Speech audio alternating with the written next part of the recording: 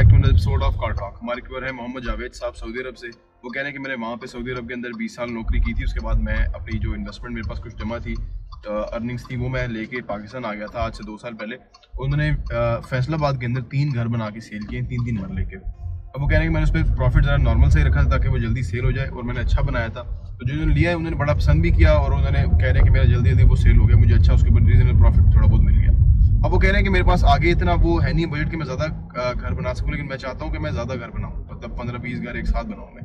अब इसमें वो कह रहे हैं मैं क्या कर सकता हूँ, मैं कहीं फंडिंग लूँ या किसी बंदे के साथ जॉइंट वेंचर करूँ या किसी सोसाइटी के साथ जॉइंट वेंचर करूँ, मैं क्या कर सकता हूँ ताकि मैं इसको अपना जो मिशन है इसको अचीव कर सकूँ। ये बात करते हैं।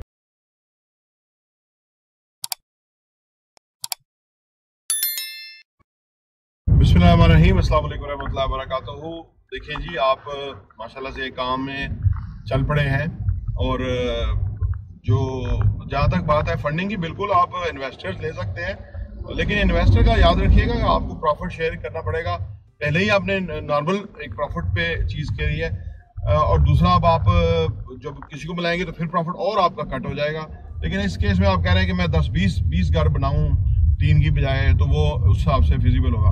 देखिए, एक बात याद रखिए, जो भी हुनर आपने लर्न किया है या आपने उससे पैसे कमाए हैं, ये बहुत बड़ी साइंस है जो आपने सीख ली है, और उसमें आपको कॉन्फिडेंस आ गया है। देखिए, जो फंडिंग लेने का या इन्वेस्टर्स को इन्वॉल्व करने का है, उसको फिर इस तरह इन्वॉल्व कीजिएगा कि उनको आप प्रॉफिट में शेयर करिएगा, कंपनी में शेयर नहीं करिएगा। एक कंपनी बना ले अपनी, ठीक है, जिसके अंदर के आप घर बनाते हैं। अब आप मल्टीपल इन्वेस्टर्स को लाएंगे, उन्हें आप कहेंगे जी आप फर्ज करें हमारे साथ 1 करोड़ रुपया इन्वेस्ट करते हैं, तो ये फिजिबिलिटी है, ये प्रीवियसली कॉस्ट थी, अकाउंट्स बनाए बाकायदा, सो दैट के क्लैरिटी आए। बिजनेस में ना क्लैरिटी जरूरी है। अगर आपको उसको थोड़ा डाउट होगा कि आपने जो है ना 2 लाख रुपए का खर्चा ऐसे किया और शो नहीं किया, या ज्यादा किया या कम किया, तो वो एक और तरह की मसला हो जाता है। किसी से फंडिंग लेने के मैं इतना हक में नहीं हूँ, क्योंकि आप को ना फिर आप समझ लें एक तरह का जवाबदेह हो जाना पड़ता है। अपना काम थोड़ा भी होगा तो उसमें आप बादशाह हैं, उसमें आपको कोई किसी को जवाबदेह नहीं है। अच्छा, दूसरा जो आपने कहा कि मैंने नॉर्मल प्रॉफिट लिया और मैंने उसमें बेच दिया, यहाँ आपने थोड़ी सी मिस्टेक की है। वो ये कि आपका जो जेन्युइन जो मार्केट का प्रॉफिट है वो आपका प्रॉफिट लेना चाहिए, या उतना उससे थोड़ा कम लें, लेकिन आपको ये नहीं करना चाहिए कि मैंने कम प्रॉफिट लिया है तो क्या आपको फायदा ना हो। देखिए, किसी भी काम में अगर आपको फायदा नहीं होगा ना रीजनेबल, तो वो काम ज्यादा नहीं चल सकेगा। कहाँ तक कब तक आप चलाएंगे? कोई भी काम सोशल वर्क की तरह नहीं होता। लेकिन मार्केट से अगर फिर भी कम है तो फिर ठीक है, और क्वालिटी मार्केट से अच्छी है तो फिर ठीक है। तो ये पैरामीटर्स अपने ज़हन में रखें। अब आपने इन्वेस्टर की जो बात की, तो देखें आजकल तो इन्वेस्टर सारे फ्री हैं।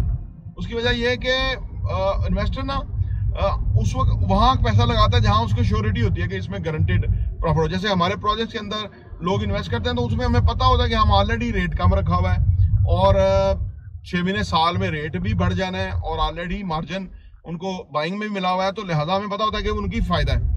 तो वो इन्वेस्ट करते हैं और वो हैप्पी रहते हैं, फर्दर भी इन्वेस्ट करते हैं, लोगों को भी रेफर करते हैं। यही है कि आपने ये करना है कि आपने जो लोग आपके साथ इन्वेस्ट करेंगे उनका जो प्रॉफिटेबिलिटी है उसको मद्देनजर रखना है, ताकि उनको सेटिस्फैक्टरी रहे। और आजकल जो इन्वेस्टर खाली है वो इसलिए चाहते हैं कि इस तरह की अगर डील्स हो तो उसमें वो कंफर्टेबल होते हैं कि चलो पैसा जो है वो कुछ ना कुछ तो कमा रहा होगा, लेकिन कुछ ना कुछ नहीं, रीजनेबल अच्छा पैसा उनको मिलना चाहिए ना। कि अब आप जो रीजनेबल प्रॉफिट का है कि साल में अपनी इन्वेस्टमेंट के ऊपर फर्ज करें 20%, 25%, 30%, 35%, ये तो बहुत ही रीजनेबल हो जाता है।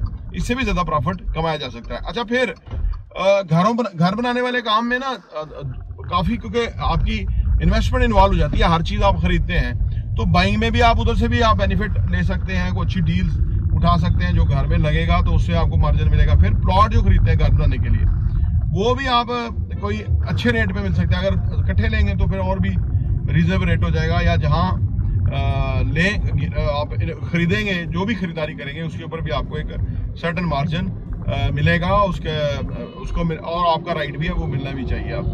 तो लिहाजा मेरे ख्याल से ये जो आपकी फिलॉसफी है वो सही है। और अगर इन्वेस्ट के सिनेरियो आपको इन्वेस्टर नहीं मिलता है तो 3-3 घर बनाते जाएंगे, तो देखिए आपका सरमाया 3.5 साल में अगर 20%, जो कि नॉर्मल है, ग्रो करता है 20% मार्जिन, 3.5 साल में आपका सरमाया डबल हो जाएगा। यानी 3.5 साल के बाद आप 6 घर बनाने के काबिल हो जाएंगे, और उससे अगले 3.5 साल में आप 12 घर बनाने के काबिल हो जाएंगे अपने पैसे से ही।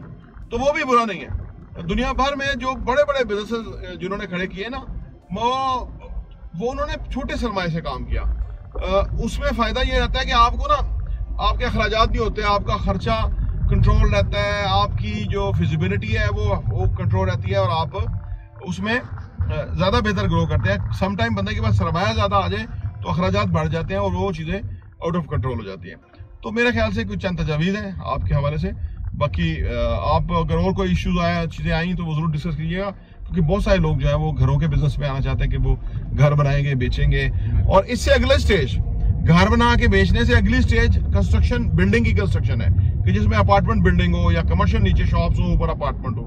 वो घरों से भी ज्यादा प्रॉफिटेबल काम है, लेकिन उसके अंदर आपको सरमाया भी नेचुरली ज्यादा ही चाहिए। और फिर आप अगर फर्ज करें अपार्टमेंट, आने वाले टाइम में लोग घर नहीं अफोर्ड कर पाएंगे क्योंकि कॉस्ट बहुत बढ़ रही है। तो लिहाजा अपार्टमेंट अगर अच्छे आप दे दें, जैसे हम अपने अपार्टमेंट में अब आने वाले जो नए प्रोजेक्ट्स हैं उसके अंदर हम ऑटोमेशन पे जा रहे हैं। किचन ऑटोमेशन उसके अंदर होगी, बाकी लाइट्स की ऑटोमेशन होगी। यानी वो क्वालिटी के जो लोगों को आम घरों में नहीं मिल रही, वो अगर अपार्टमेंट में उनको मिल रही होगी तो वो ज्यादा प्रेस्टिजियस फील करेंगे रहना और उनको फायदा होगा। प्रॉपर्टी इंटरव्यू देखने का बहुत बहुत शुक्रिया।